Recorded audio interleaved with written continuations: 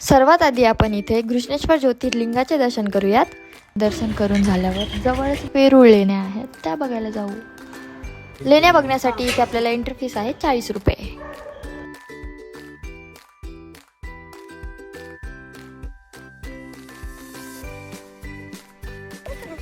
मग कसं वाटतं तुम्हाला इथे येऊन? छान वाटते मला असं इथेच यावं.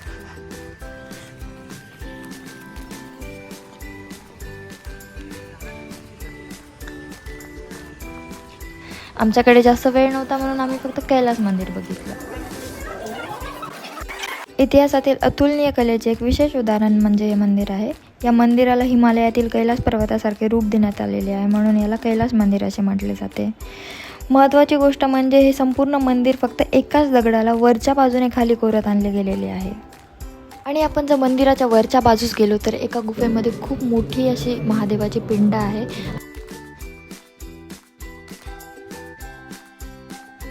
मंदिरामध्ये शिवपार्वतीचे सुंदर कोरीवकाम पण केलेले आहे. मंदिरातील बाहेरच्या बाजूस आपल्याला रामायणातील काही ओळी बघायला मिळतात. त्या चारही बाजूस खूप सुंदर असे कोरीवकाम केलेले आहेत. इथे लहान लहान मुलांच्या सहली पण येतात.